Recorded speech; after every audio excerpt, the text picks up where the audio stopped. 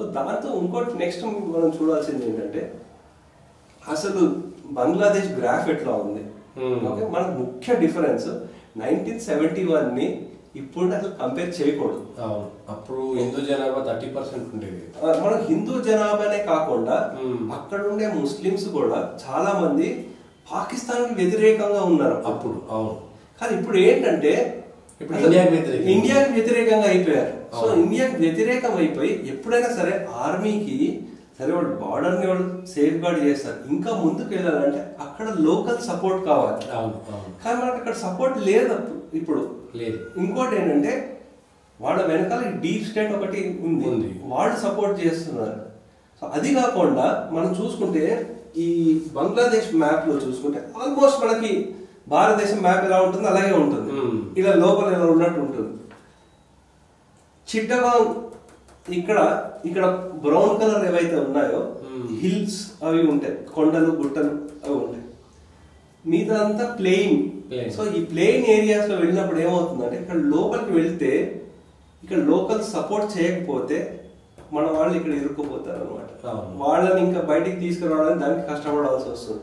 అదే హిల్స్ ఉండే ఏరియాస్ లోకి వెళ్తే పైనుంచి మన ఎయిర్ ఫోర్స్ యూజ్ చేసుకుని కొట్టడానికి ఉంటుంది అనమాట. సో ఇది ఇంపార్టెంట్. అందు గురించి మనకి మోదీ గారికి లేకపోతే మన సైన్యానికి డిఫెన్స్ కి కేపబిలిటీ లేదు, వాడు ప్లానింగ్ లేదు అని కాదు, వాళ్ళ ప్లానింగ్ ఉంది. ఎప్పుడంటే వాళ్ళు కొంతమంది డిఫెన్స్ ఎక్స్పర్ట్స్ తో మాట్లాడినా సరే వాళ్ళు చెప్పింది కూడా అదే. సో ఈ ప్లానింగ్ ఇవన్నీ మాకు ఎప్పుడు ఉంటూనే ఉంటుంది, అంటే యుద్ధం ఉన్నా లేకపోయినా సరే ఎప్పుడూ మేము యుద్ధానికి రెడీగానే ఉంటాము. సో దానికి కొన్ని వేరే కారణాలు కూడా ఉంటాయి. ఇటువంటివి ఉంటాయి, అంటే మనం యుద్ధంలోకి వెళ్ళామంటే మనకి లాస్ అవ్వకుండా కాపాడుకోవాలి. సో అది కూడా ముఖ్యం కదా. మన ఇంతమంది సైనికులు వాళ్ళు ప్రాణత్యాగం చేశారంటే మళ్ళీ మనం ఎంత కష్టపడాల్సి వస్తుంది, మొత్తం దేశం అంతా చాలా బాధపడాల్సి వస్తుంది కదా. సో అందు గురించి అలా కాకుండా యుద్ధమే కాకుండా వేరే ఆల్టర్నేటివ్ మనకి ఏమున్నాయి అనే దాని మీద జరుగుతుంది అనమాట ఇప్పుడు ప్రణాళిక. సో దాంట్లో వివిధ ఉన్నాయి. అంటే ఇప్పుడు బంగ్లాదేశ్ వాళ్ళు మన మీద టోటల్ డిపెండెంట్. సో మనకి పవర్ కానివ్వండి, లాజిస్టిక్స్ కానివ్వండి, ఇవన్నిటికీ ఏవైతే ఉన్నాయో వాటి మీద నెమ్మదిగా కంట్రోల్ చేస్తున్నారు. అలాగే మనకి వాళ్ళకి ఏ ట్రీట్మెంట్ కావాల్సి వచ్చినా సరే మనకి బంగ్లాదేశ్ నుంచి ఇక్కడ వస్తారు, త్రిపురకి, ఈవెన్ హైదరాబాద్ కూడా వస్తారు. హైదరాబాద్ కూడా వచ్చి లక్షల మంది అట్లా ఉండిపోయారు, ఉన్నారు. యాక్చువల్లీ అదే ట్రీట్మెంటే కాదు, ఈవెన్ ఆ టైం 1971 వార్ అయిన తర్వాత 1 కోటి మంది వచ్చి స్థిరపడ్డారు కూడా. సో అవి ఇంకా జరుగుతుంది. సో మనకి ఏంటంటే మనం ఇక్కడ చూసుకోవాల్సింది ఏంటంటే 3-4 కేటగిరీస్ లో చూసుకోవాలండి మనం. ఫస్ట్ భారతదేశం ఏం చేయాలి అనేది వాళ్ళు చేస్తున్నారు. నెక్స్ట్ ఇంకోటి మన సైన్యం ఏం చేయాలి, ఎంత రెడీగా ఉంటే వాళ్ళు వాళ్ళ పనులు వాళ్ళు చేస్తున్నారు. నెక్స్ట్ మనం చూడాల్సింది ఏంటంటే మన ఈ రాష్ట్రాలు నైబరింగ్ స్టేట్స్ విత్ బంగ్లాదేశ్ ఏవైతే ఉన్నాయో అసలు ఆ మూమెంట్ ఆపాలి. త్రిపుర, మేఘాలయ ఈ రాష్ట్రాలన్నింటిలో కూడా ఈ మూమెంట్ ఆపాలి. సో మనం యాక్చువల్ చూస్తే బెంగాల్లో ఏమవుతోంది, ఒక అండర్ గ్రౌండ్ ప్యాసేజే వేసాడు వాడు ఎవడో. సో అలాగే ఇప్పుడు ఇటువంటి వాళ్ళని కంట్రోల్ చేయాలన్నమాట. మమతా బెనర్జీ లీడరు ఎవరో ఫ్రాన్సిస్ ఎవరో ఉన్నాడు, అతని దగ్గర కొంచెం రేడియో యాక్టివ్ మెటీరియల్ దొరికిందంట, కాలిఫోర్నియం అన్నది.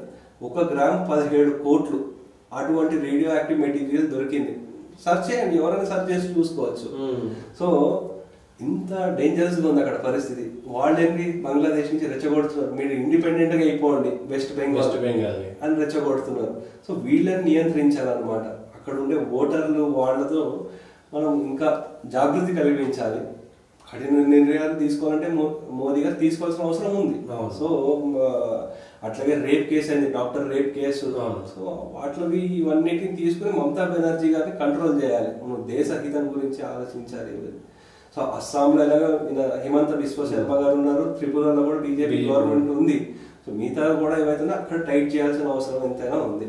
సరే ఇప్పుడు మరి నేనున్నానండి, నాకు కూడా ఎంతో సాటి హిందూగా నాకు ఎంతో బాధ కలుగుతుంది, నేనేం చేయగలుగుతాను, నేనేం చేయాలి,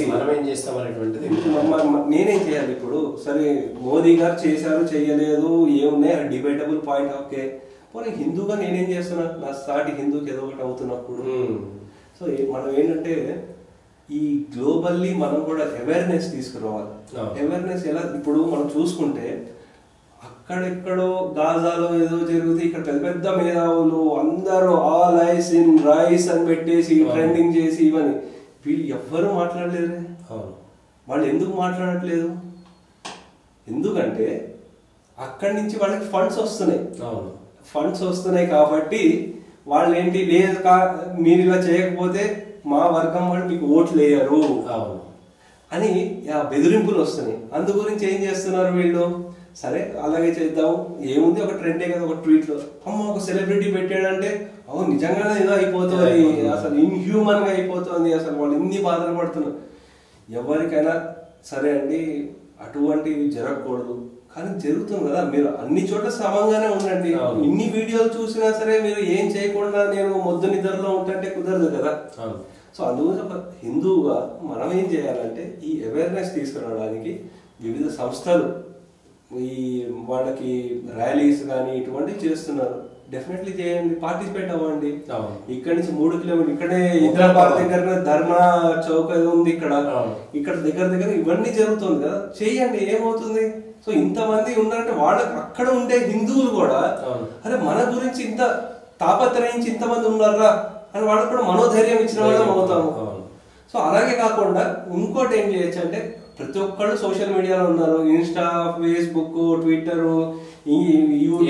ఏదో ఒక వేదికలో ట్విట్టర్ లో ట్రెండ్ గానో లేకపోతే ఏదో మీ మనోభావాన్ని వ్యక్తపరచండి, అదొక ట్రెండ్ లో పార్టిసిపేట్ చేయండి. వీళ్ళ ఆల్ ఐస్ అండ్ రైస్ అనేది బాగా రిజిస్టర్ అయిపోయింది. బట్ మన అక్కడ ఇస్కాన్ లో ఆయన ఎవరైతే ఉన్నారో ఆయన రిలీజ్ చేయండి ఒక ట్రెండ్, దాంట్లో పార్టిసిపేట్ చేయాలి. బంగ్లాదేశ్ పెట్టచ్చు, ఆల్ ఐస్ అండ్ బంగ్లాదేశ్ అని పెట్టచ్చు, all ice and Bangladesh Hindus అనొచ్చు. అరే మనకు ఉండే శక్తి పీఠాలు ఒకటి ఉన్నది అక్కడ, నాగేశ్వర అమ్మవారి గుడి. సో వాట్ల మీద మనం సరే వీళ్ళు చేయలేదు వాళ్ళు చేయడం చెప్పడం చాలా సులువు, కానీ మనంతటా మనం ఏం చేస్తున్నాము, ఒక 10 నిమిషాలు రోజుకి దాని గురించి చెప్పడం అదన్నా చేస్తే గ్లోబల్లీ కొంచెం ఇన్ఫ్లుయెన్స్ చేసేవాళ్ళం అవుతాము. గ్లోబల్లీ కాదు, లోకల్లీ కూడా. ఇప్పుడు లోకల్లీ అన్ని పార్టీలు వ్యతిరేకంగా మాట్లాడట్లేదు కదా బంగ్లాదేశ్ కి, కాక కూర్చున్నా మోదీ గారు మంచి ఇరకట్లో పడ్డారని ఉన్నారు. మరి మీరేం చేస్తున్నారు? వాళ్ళకు కూడా అరే మీరు దీని మీద ఎందుకు పార్టిసిపేట్ చేయట్లేదు? ప్రతి గ్రామ స్థాయి నుంచి అన్ని చోట్ల నుంచి ఆ చైతన్యం రావాలి. అది ఎందుకంటే ఈ సోషల్ మీడియా అనేది అందరి చేతుల్లోనే ఉంది కదా. ఇప్పుడు న్యూస్ ఛానల్ చేయట్లేదు, కొంతమంది చేస్తున్నారు, కొంతమంది ఏం మాట్లాడట్లేదు దాని గురించి. ఇటువంటి నేషనలిస్ట్ ఛానల్స్ ఏవైతే ఉన్నాయో మీరు అట్లీస్ట్ ఈ టాపిక్ తీసుకొస్తున్నారు.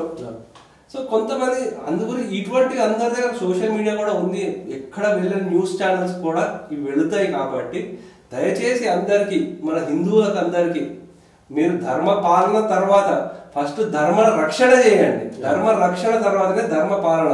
నువ్వు ఎంత ధర్మాన్ని ఎంత పూజలు పునస్కారాలు చేస్తున్నా సరే ధర్మ రక్షణ చేయకపోతే అది ఎందుకు పనికిరాదు. ఈ రోజు అంతమంది తల నరికినోడు రేపు నీ తల కూడా నరుకుతాడు. సో అందు గురించి ఫస్ట్ ధర్మాన్ని రక్షించుకున్న తర్వాత ధర్మాన్ని పాలించుకోవచ్చు. సో అదే అండి నేను చెప్పదలుచుకున్నది.